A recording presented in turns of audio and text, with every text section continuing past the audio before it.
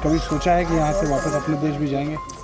शांति हो जाएगी तो जाएंगे, और शांति ना होगा तो कैसे जाएंगे? मरने के लिए क्यों? 27 मार्च 2024 कानपुर जंक्शन पर ATS यानी उत्तर प्रदेश पुलिस के आतंकवाद निरोधक दस्ते एंटी टेररिज्म स्क्वाड ने सुकुरा बेगम, मीना जहां और ओनारा बेगम सहित आमिर हमजा नाम के 4 रोहिंग्याओं को पकड़ा।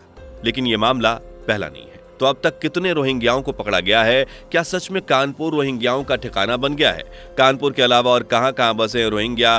कौन ये क्या करते हैं? क्या वजह है ATS कानपुर में ताबड़तोड़ कार्रवाई कर रही है? जानने के लिए वीडियो आखिर तक देखते रहिए। वीडियो में आगे बढ़ें उससे पहले अगर आप एक सच्चे हिंदू हैं तो सब्सक्राइब करें फैक्ट मंत्रा चैनल को और बेल नोटिफिकेशन को ऑल पर लगाएं ताकि कोई भी वीडियो मिस ना हो। एक तरफ 2024 का लोकसभा चुनाव सर पर है, पार्टियां अपना दमखम दिखाने को चुनावी रणभूमि में उतर चुकी हैं। दूसरी तरफ देश भर में लाखों कोशिशों के बाद CAA भी लागू कर दिया गया है, जो अब गैर मुस्लिम्स को नागरिकता देने वाला है। वहीं गाजीपुर में मुख्तार अंसारी का काम भी खत्म हो गया है। बदायूं कांड के आरोपी भी अपने अंजाम तक पहुंच चुके हैं। लेकिन वहीं कानपुर में अलग ही उठापटक का दौर जारी है। दरअसल कानपुर में ATS और पुलिस के द्वारा एक के बाद एक लगातार रोहिंग्याओं शरणार्थियों की धरपकड़ की जा रही है। कानपुर में लगातार छापे मारे जा रहे हैं। जहां जहां भी रोहिंग्याओं के होने की सूचना मिलती है, पुलिस पहले ही मुस्तैद हो जाती है। जैसे 27 मार्च को जब ATS तक ये सूचना मिली कि पूर्वोत्तर संपर्क क्रांति एक्सप्रेस में सवार होकर कुछ संदिग्ध लोग सिलचर से नई दिल्ली जा रहे हैं और फिर जम्मू जाने वाले हैं, तो ATS ने फौरन कानपुर जंक्शन पर घेराबंदी कर डाली और 3 महिलाओं सहित एक व्यक्ति को धर दबोचा। पूछताछ में क्या कुछ सामने आया, जानने से पहले चलिए समझते हैं रोहिंग्या शरणार्थी होते कौन है रोहिंग्या शरणार्थी। रोहिंग्या असल में मुसलमानों का एक समुदाय है जिनका दावा है कि वो म्यांमार के मुस्लिमों के वंशज हैं। हालांकि म्यांमार में दशकों से रोहिंग्याओं के साथ शोषण होता आया है और म्यांमार इन्हें बांग्लादेशी घुसपैठियां बताता है। वहीं बांग्लादेश इन्हें अपना मानता ही नहीं, जिस वजह से रोहिंग्याओं को किसी भी देश की नागरिकता नहीं मिली। हालांकि बांग्लादेश में इनकी संख्या अच्छी खासी है, जहां से हर साल भारत में अवैध तरीके से रोहिंग्या मुसलमान शरण लेने के लिए आते हैं। United nation high commissioners of refugee के पास मौजूद आंकड़ों के अनुसार वर्तमान समय में भारत में रोहिंग्याओं की संख्या 14,000 के लगभग है, जबकि गृह मंत्रालय के पास मौजूद तथ्यों के अनुसार इनकी संख्या 40,000 के भी पार हो चुकी है और इनका सबसे सेफ ठिकाना है कानपुर। दरअसल उत्तर प्रदेश पुलिस के आतंकवाद निरोधी दस्ते ATS ने कानपुर जंक्शन से 4 रोहिंग्याओं को गिरफ्तार किया, जिनमें सुकुरा बेगम, मीना जहां, ओनारा बेगम और आमिर हमजा शामिल हैं। ये चारों बुधवार को दिल्ली के रास्ते जम्मू कश्मीर जा रहे थे। रिपोर्ट के अनुसार ये 8 थे, इसलिए फिलहाल कानपुर ATS सहित UP STF भी अन्य 4 रोहिंग्या शरणार्थियों की तलाश में जुटा है। इतना ही नहीं, कानपुर में रोहिंग्याओं मुसलमानों की धरपकड़ के लिए अभियान चलाया जा रहा है। लेकिन ये पूरा मामला गरमाया कैसे, ये जानने से पहले वीडियो को लाइक शेयर करके चैनल को सब्सक्राइब कर लीजिए।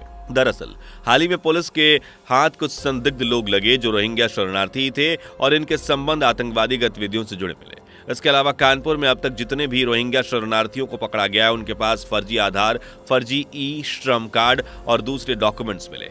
जैसे 27 मार्च को पकड़े गए आमिर हमजा के पास एक मोबाइल फोन, एयरटेल का सिम कार्ड और फर्जी आधार कार्ड मिला। 2021 में ह्यूमन ट्रैफिकिंग के मामले में कुछ लोगों को उठाया गया तो पता चला कि ये कानपुर शहर के रहने वाले हैं। इस तरह 1 मार्च 2021 को सीसा मऊ के व्यापार के साथ नकली डॉलर देकर ठगी करने के भी मामले सामने आए। आरोपी पुलिस के हाथ लगे तो 2 रोहिंग्या शरणार्थी थे और बांग्लादेश से पश्चिम बंगाल के रास्ते इलीगल तरह से भारत आए थे। 6 मार्च 2023 को ATS ने शहर के 16 स्पीसियस बांग्लादेशी और रोहिंग्या मुसलमानों को पकड़ा जिनके पास नकली डॉक्यूमेंट्स थे। 6 मई को 8 बांग्लादेशी और रोहिंग्या पकड़े गए, उनके पास भी फर्जी डॉक्यूमेंट्स थे। 12 अगस्त 2021 को पुलिस ने नौबस्ता के मरचिया से 26 रोहिंग्याओं को पकड़ा जिनके पास फर्जी ID के आधार कार्ड मिले, जिनके दम पर वो किराए के मकान पर रह रहे थे। पिछले साल भी ATS ने चकरकट्टी बस अड्डे से 8 रोहिंग्या शरणार्थियों को पकड़ा था। फिलहाल सभी के खिलाफ कार्रवाई चल रही है। चकरकट्टी बस अड्डे से ही पिछले साल 6 मई को ATS ने जम्मू निवासी मोहम्मद जकारिया, म्यांमार निवासी मोहम्मद शोएब, बांग्लादेश के फरसा, नूर मुस्तफा, नूर हबीब और रजिया सहित कई रोहिंग्या शरणार्थियों को उठाया था। इन सब के पास भी फर्जी आधार, ई श्रम कार्ड और आयुष्मान कार्ड जैसे नकली डॉक्यूमेंट्स मिले थे। इस तरह के 31 जनवरी 2024 को भी एटीएस ने सेंट्रल स्टेशन से मोहम्मद राशिद को गिरफ्तार किया था, जो बांग्लादेश का रहने वाला है। राशिद से पूछताछ से पता चला कि वो 8 साल पहले टूरिस्ट वीजा पर भारत आया था और फिर कभी गया ही नहीं, बल्कि फर्जी कागजातों के जरिए सहारनपुर के देवबंद स्थित दारुल उलूम में कमरा नंबर 10 अफ्रीकी मंजिल में रहने लगा। इनमें से ज्यादातर पकड़े गए रोहिंग्याओं का ठिकाना कानपुर शहर बना हुआ है, जहां भीड़ भाड़ का फायदा उठाते हुए लोग घुसते हैं और झुग्गी झोपड़ियों में अपना ठिकाना बना लेते हैं। अकेले साल 2021 में 15,000 ऐसे रोहिंग्याओं के बारे में पुलिस को पता चला, जो नकली डॉक्यूमेंट्स के साथ भारत में भीड़ भाड़ वाले इलाके में झुग्गी झोपड़ी में बसे हुए हैं। साल 2019 के हुए लोकसभा चुनाव के दौरान भारतीय जनता पार्टी ने कहा था कि रोहिंग्या शरणार्थी देश के लिए खतरा है। मौजूदा समय में कई ऐसे रोहिंग्याओं को पकड़ा गया है जो मानव तस्करी, आतंकवाद जैसी एक्टिविटीज में इन्वॉल्व हैं। यानी ये कहना गलत नहीं होगा कि इनसे देश को खतरा हो सकता है। हालांकि रोहिंग्याओं के पास ये कहना कि वो आतंकी नहीं है, पर हाल ही में रोहिंग्याओं का कनेक्शन आतंकवाद से मिलने के बाद कानपुर में इनकी तलाश तेज कर दी गई है। कानपुर पुलिस भी जगह जगह तलाशी ले रही है। बात करें हाल ही में पकड़े गए 4 रोहिंग्याओं की, तो 19 साल की मीना, 22 साल की सुकरा और 19 साल की ओनारा मूल रूप से म्यांमार की बुटिंग डांग की रहने वाली हैं। पूछताछ में आमिर सहित तीनों महिलाओं ने इस बात को कबूल किया कि वो भारत में अवैध तरीके से आई हैं, जिस पर एटीएस ने इन सभी के खिलाफ आईपीएस की धारा 420, 467 और 471 के अलावा विदेशी अधिनियम 1946 द फॉरेनर्स एक्ट की धारा 14 के तहत मुकदमा दर्ज किया है। फिलहाल चारों के खिलाफ कार्रवाई चल रही है और क्योंकि इनके पास फर्जी डॉक्यूमेंट्स जैसे आधार, ई श्रम कार्ड वगैरह भी मिले हैं, तो पुलिस और एटीएस ये नकली दस्तावेज बनाने वालों की तलाश में जुटी हुई है। बता दें कि कानपुर के अलावा भारत में लखनऊ, हापुड़, गाजियाबाद, नोएडा, मथुरा, अलीगढ़, मेरठ और उत्तर प्रदेश में रोहिंग्या शरणार्थियों का सबसे पसंदीदा और सुरक्षित ठिकाना बन गया है, जहां झुग्गी झोपड़ी में इनकी संख्या लगातार बढ़ती जा रही है। इसके अलावा भारत में मुस्लिम मोहल्लों में भी इन्हें सस्ते किराए पर मकान दिए जा रहे हैं। रोहिंग्या मुसलमान ज्यादातर बांग्लादेश से आते हैं। इन्हें इनकी भाषा भी बंगाली ही होती है, जिस वजह से भारत में रह रहे लोग, खासकर कानपुर निवासी, धोखा खा जाते हैं और पहचान ही नहीं पाते कि ये रोहिंग्या है। बात अगर रोहिंग्या के साथ भारत में रोजगार या काम धंधे की करें, तो दोस्तों रोहिंग्या मुसलमान का भारत में आने के बाद सबसे पसंदीदा काम होता है कबाड़ बिनने का। इस काम में ना तो किसी तरह के इन्वेस्टमेंट की जरूरत होती है और ना ही जगह की, किसी डॉक्यूमेंट्स की, जिस वजह से ये ज्यादातर रोहिंग्या शरणार्थी कचरा बिनने का काम करते हैं। वहीं रोहिंग्या मुस्लिम महिलाएं घरों में सस्ते में साफ सफाई और खाना बनाने जैसे काम करके पैसे कमाती हैं। रोहिंग्या महिलाओं की एक खास बात यह है कि ये सीधे तौर पर काम मांगती हैं, न कि किसी सुरक्षित और वेरीफाइड एजेंसी के जरिए।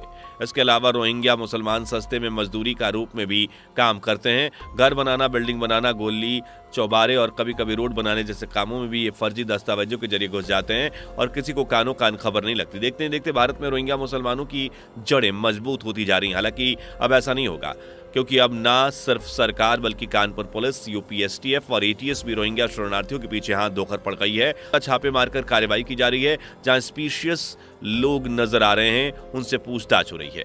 अब तो देश में सीएए भी लागू हो चुका है, इसलिए सरकार ये नहीं चाहती कि कोई भी इसका गलत फायदा उठाए। यही कारण है कि कानपुर में रोहिंग्याओं के खिलाफ कार्रवाई अब तेज हो गई है। वैसे दोस्तों, आपका रोहिंग्याओं के बारे में क्या विचार है, कमेंट करके जरूर बताएं। वीडियो पसंद आई हो तो लाइक शेयर करके चैनल को सब्सक्राइब कर लीजिए और नए हैं तो बेल आइकन को जरूर प्रेस कीजिएगा। दोस्तों, आपको स्क्रीन पर 2 और वीडियोस दिखाई दे रही हैं, जिसे देखने के लिए स्क्रीन पर क्लिक करें।